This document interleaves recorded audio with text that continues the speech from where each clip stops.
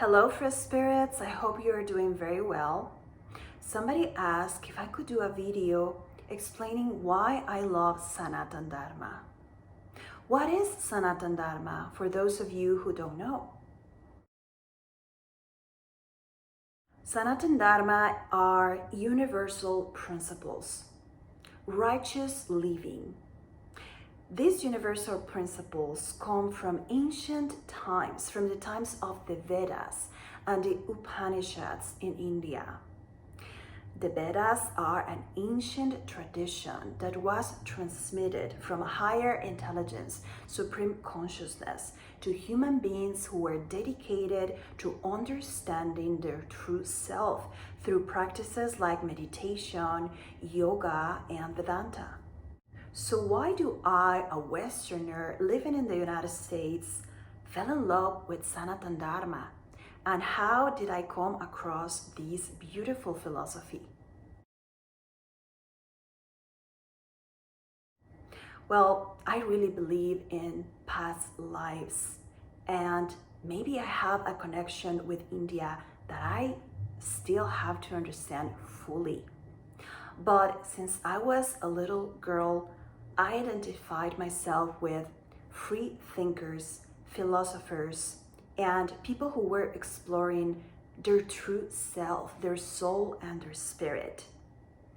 So slowly, this path of self-discovery and self-understanding slowly took me to discovering Vedanta, Upanishadic traditions, and the principles of Sanatan Dharma.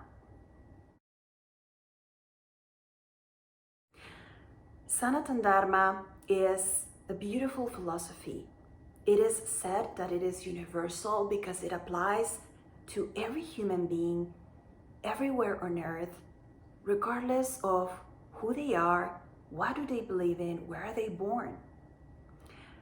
It is your choice if you want to understand or if you have a curiosity about Sanatan Dharma.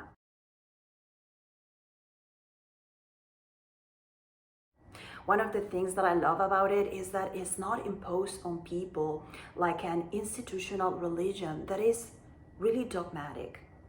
So one of the things I love about Sanatan Dharma is, in fact, that is not dogmatic. It's not a set of principles put on paper because somebody said so, or because it makes sense or sounds nice. It is truly an experiential philosophy.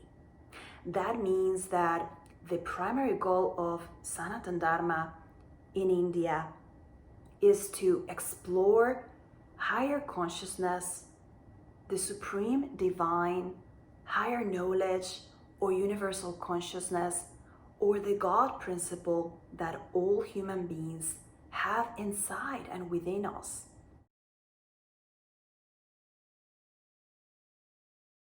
I really think that people have to be ready to understand this philosophy. It's not because it's complicated. It is because it has to resonate with you so you can freely understand it and adopt it like I did.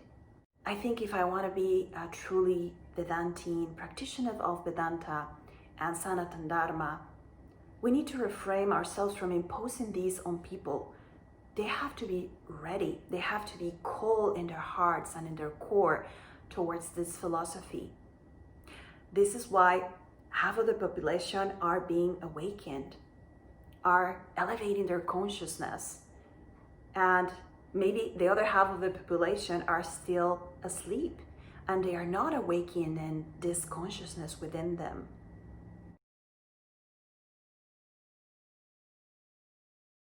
One of the other things that I love about Sanatan Dharma is that it encourages non-violence. Actually, I understand that it's one of their main characteristics or pillars. Respect for all human life, for animals. So in this respect, it also encourages vegetarianism. Being vegetarian is not a requirement to follow the Hindu culture or to practice the principles of Sanatan Dharma, but it is highly recommended and encouraged. Principles of Ayurveda and yoga teach that when we don't eat meat and we try to eat a plant-based or grain-based diet, we are less close to consuming life with consciousness. So the more conscious a being is, like animals or humans, we really don't want to eat that. We want to stay clean and we want to purify our body and our mind by staying as much vegetarian as possible. Another thing I love about Sanatan Dharma is that it truly liberates people. It's not a religion, it's not a set of principles that is imposed on people in a book. This is because Sanatan Dharma is truly experiential.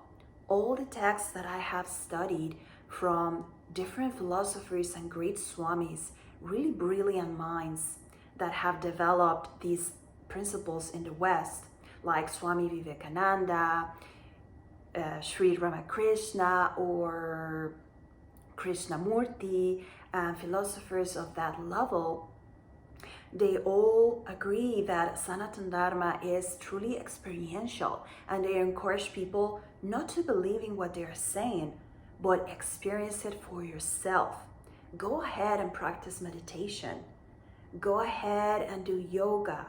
Clean your mind and your body through nutritious food and clean food.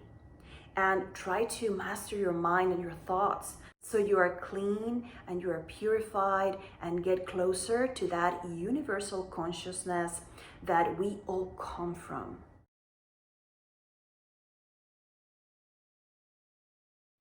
Another aspect of Sanatan Dharma that I really like is that it emphasizes the male and the female aspect of any deity that you want to believe in.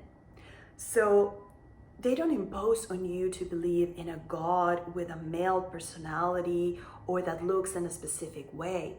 This is why in India there are a lot of gods and goddesses, because it is the same consciousness, the same god or goddess's principle incarnated or transferred into different forms.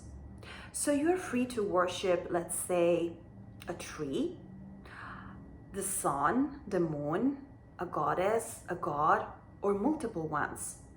The point is not to follow a specific god or goddess. The point is for you to achieve self-realization, the highest human potential that you can achieve. This is all about spiritual growth, personal development. And Sanatan Dharma encourages you to do that as long as you are a human, good human being, decent human being, and you are trying to know your true self, which is pure consciousness.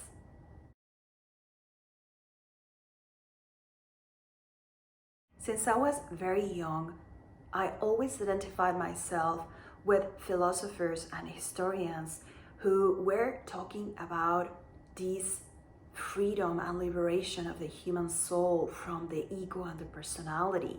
And this is exactly what Sanatan Dharma has been doing for thousands of years.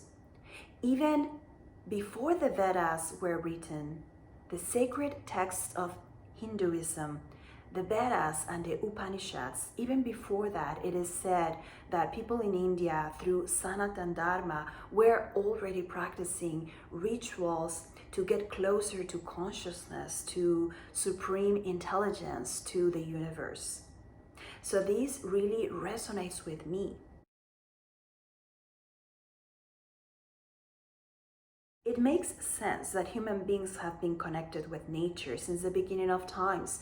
We also see these with Native Americans throughout the Americas. Native peoples, ancient tribes and groups were very much in contact with nature. And we in the West, we have lost this connection with nature. So Sanatan Dharma also can bring us back to these rituals to give thanks to the sun, to the moon, to nature, to goddesses and goddesses that represent these eternal laws, universal principles that are not specifically created by anyone. They are found in nature. They are found everywhere in higher intelligence.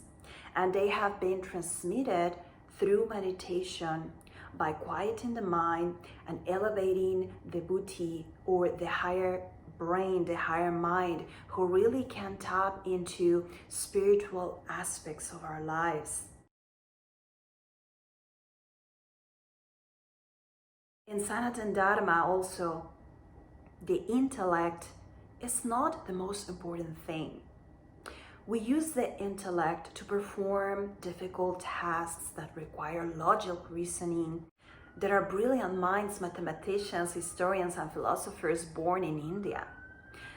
The difference is that we have a degree of mastering our mind by following yoga, Vedanta, and Ayurveda in Sanatan Dharma, that the intellect is put aside and we elevate our consciousness, our buddhi, the higher mind, to really understand principles that are transmitted through consciousness and not necessarily through books. When I understood these, I really fell in love with Sanatan Dharma and the universal principles that we can all have access to if we learn how to do it. Thank you so much for watching. Free spirits, remain a free thinker and a good Sanatani, and thank you for seeing me in this video. Pranams.